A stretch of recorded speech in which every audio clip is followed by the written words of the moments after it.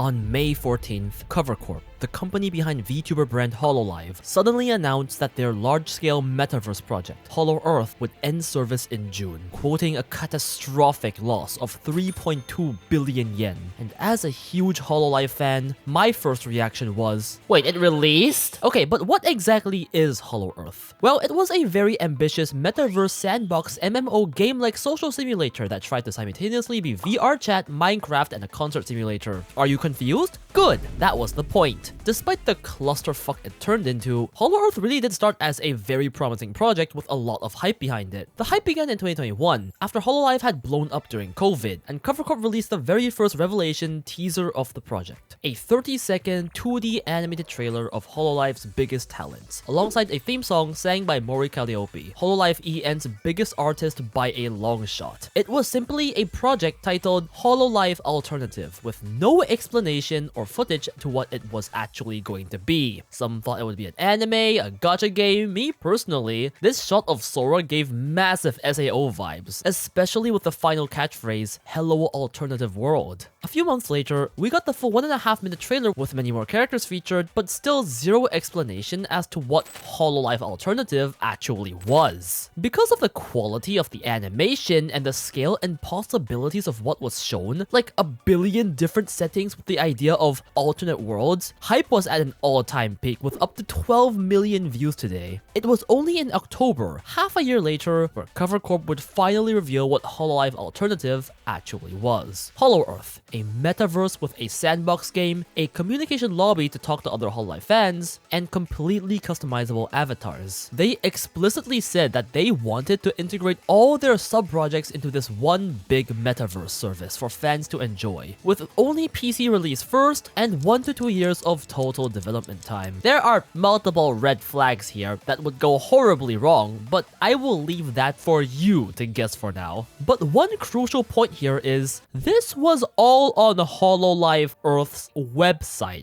No YouTube announcement. I don't even think the Hololive members made any dedicated videos or streams to talk about this at the time. Just their website. So many people, myself included, never saw this announcement, and from the beginning already lagged behind in understanding what this project was actually meant to be. A month later, they had a stream that had multiple members play an early prototype, showcasing the world for the very first time. And it kind of looked like a Minecraft-esque thing where the members were building houses while collecting materials in the world, along with some basic combat. Let's go over the main few gameplay features. 1. A social simulator. It was supposed to work something like VR chat or Roblox, where you could randomly talk to people real time and socialize in this virtual world.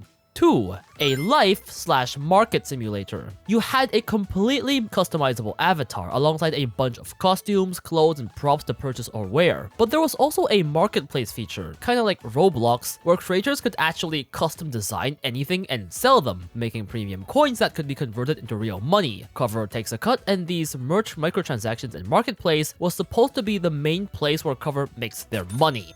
3. A survival game. There's kind of a survival game similar to Ark. You have to fight monsters, gather materials, build your own house, food and water and such. 4. Concerts and special events. Occasionally, Hololive members do stream themselves in the game with the descent function, as if they were goddesses. Unlike the average player who uses their customizable avatar, the Hololive girls use special models based on, well, themselves. On set specific dates announced in advance, the game holds these festivals where players get to interact with the VTubers. The VTuber goes around the marketplace and buys custom items made by fans, reveals their rooms, takes photos with fans, and streams all of it. Concerts are a different thing. Fans gather in a certain area in this virtual space where concerts are held so they can watch their favorite Hololive members' concerts up front. These are all the features, but keep in mind, at this time, they were still in very early beta, and many of the supposed features like the sandbox world and custom avatars hadn't actually even been implemented yet, so they had a long development journey ahead of them. Over the next few months and years, betas were rolled out for players to test, and they went quite heavy on promotion, getting Studio Trigger's Masaru Sakamoto to design the default avatar, all of Hololive's juggernaut musicians to sing a theme song together, and finally, Holoearth held its first proto-live concert by Mori Calliope and Azuki unlucky. There were very obvious technical problems because fan demand far exceeded their expectations, and there were glitches. Some people straight up couldn't get in the venue, but at least they still had the demand at this point. What proceeded was a long wait. Remember how they said 1 to 2 years of development time? Almost 3 years later in 2024, Cover finally showed off the game at Hololive Expo. You know, an entire con dedicated to Hololive. What did they show off? Concept art and a trailer video. That's it, nothing else. No gameplay testing, nothing. When the expo had other things like meet and greets with the VTubers, a karaoke booth to sing Hololive songs, a bunch of games, and so much other cool things, the Holoearth part just kind of existed. It was nothing in comparison to the scale of the rest of the expo. Yes, there were many betas beforehand, but still. Finally, Holoearth released in 2025 April, with even a hype Wit Studio anime trailer. And while the game was praised by critics to be technically impressive, it just kind of existed. It'd been way too long since the initial announcement, and fans just kind of accepted it as a thing that existed rather than being hyped for it. In fact, many fans didn't really know what to be hyped for, because the entire concept was very confusing. What was Holoearth supposed to be? They call it a virtual space, but what are you supposed to do in this virtual space? Is it a game? Social media? Concert venue? Eventually, the Hololive girls did actually appear in Holoearth through the aforementioned Descent feature, starting with Tokino Soda and Fubuki. Honestly, it does capture the social aspect of Holoearth pretty well, and it's really cool being able to interact more directly with your favorite VTubers, and seeing them browse your room and buy fans merch is cool as fuck, if it wasn't a clusterfuck of technical issues. One particular problem was the limit of 50 people per room. Now, even though you see this big open world, because everyone has to be tracked in real time, servers and networks simply cannot handle that many people being in the same space, appearing on each other's screens at the same time. Hence, the dev team put an artificial limit of 50 people per invisible room, essentially secretly segregating people. This is not unreasonable. Even VR Chat, with the years of funding, dev time, and architecture, has a limit of around 80 people per room. However, the problem is that the whole point of Holoearth is for fans to interact with the VTuber girls. But this limit meant that even if a bunch of people were in the same virtual space and attended this virtual festival, only 49 people would actually be in the same room and be able to see and interact with Tokino Sora or any other girl. One of the main attractive features is only available to 50 people. And yeah, this problem was reported on Tokino Sora's first Descent, so most fans don't ever even get to properly use this function. Ironically, another technical issue was the PC requirements. Because of this huge world they built with so many features they made, the specs required to even run Holoearth were pretty high. This on screen are the minimum and recommended specs for Holoearth. The minimum isn't extremely high, but the recommended specs are easily a mid-tier PC. Not something many people have access to, especially on laptop. Also remember, this did not release on mobile. They promised it would come out later. Spoiler alert, it never did. But this was only available on PC. Since their audience was, well, the VTuber watching crowd and not specifically PC gamers, I think it's fair to assume that at least 40% of Hololive's audience watches the girls on mobile. By only having it on PC, it essentially immediately alienated a huge portion of their fan base. Many fans couldn't play it even if they wanted to. And speaking of alienating, let's talk about the actual features of the game itself, shall we? This huge world is cool and all, but this is supposed to be Holoearth, right? So, where's all the Hololive? It's very strange because Cover Corp literally built up their entire brand identity around Hololive, called their biggest project, specifically about implementing future Hololive activities, Holoearth, then just created a random world with barely any Hololive. This game was supposed to be for Hololive fans. Yes, there are some costumes, merch with Hololive member references, but this was supposed to be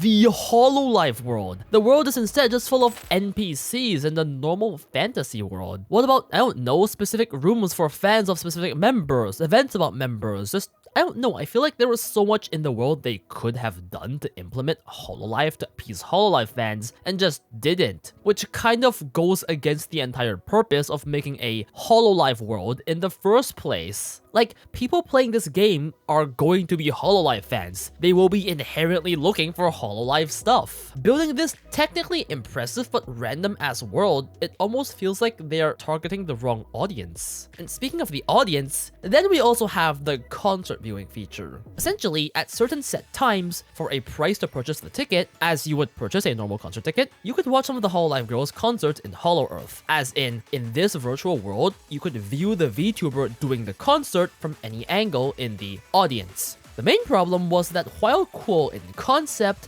doing this was fucking difficult. I mean, in this venue, you couldn't fit more than like 100 people. So again, people got separated into different rooms, and the whole point of doing this, you know, the social aspect of idol fans screaming and enjoying a concert together completely crumbles. I'm sure they also faced many other issues, like even getting it to run properly, because after the prototype live they did back in the beta, Holoearth never again had a live performed concert. Only watch-alongs of previous lives or pre-recordings. This one prototype was the only live one. They faced major technical issues back then because of too many people trying to watch at the same time, so I can only assume this to be the reason. It's a very cool idea, but obviously, if you're just doing watch-alongs of old lives once a month, it's not really gonna go anywhere. Now, the descent and concert features are cool and all, but these are time-limited events. Girls are doing this probably once a month at most, if even. So what do fans play in the rest of the time? Good question! No one knows. This is one of the biggest reasons for Holoearth's failure. Over-ambition. They tried so hard, burnt so much money to build this super ambitious world with so many features and areas, yet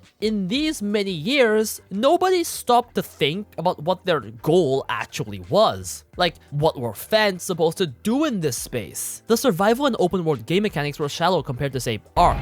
It's not as good of an architectural game as Minecraft, and the social aspect and avatar customability were just an inferior VR chat, something people had been using for years at that point and had gotten used to already. They built such a big open world that looks so cool, with so much to see, but nothing to do. I literally mean it, there's nothing to do. There are barely any people to talk to. The minigames like poker in this casino don't save progress, so playing it feels meaningless. And you walk around this entire giant city with the venues and think, like, am I supposed to do anything in this city? Nothing? Yago, the CEO of Cover himself, admitted this to be the reason of Holoearth's failure. Over-ambition. That we crammed in too many elements, doing lives, doing games, etc. If we had narrowed it to just the live segment, it may have succeeded. And this explanation makes a lot of sense. All of their previous problems mentioned were due to over-ambition. They wanted to build a world where fans could all together, in real time, interact with their Oshi, when the technology today is nowhere near enough to support this. They wanted to build a grand world for Hololive fans, to do everything Hololive in this world, but got lost in the sauce and just made a giant empty world and an inferior version of 3 other kinds of games. And this even made the game itself super technically demanding, which I suspect is the reason it never released on mobile and further alienated their audience. The technical issues even single-handedly restricted what was supposed to be Holoearth's defining feature, as a virtual world for VTuber fans, socializing about VTubers and watching their concerts together. They couldn't do it properly, the technology wouldn't allow it, and they failed to see that.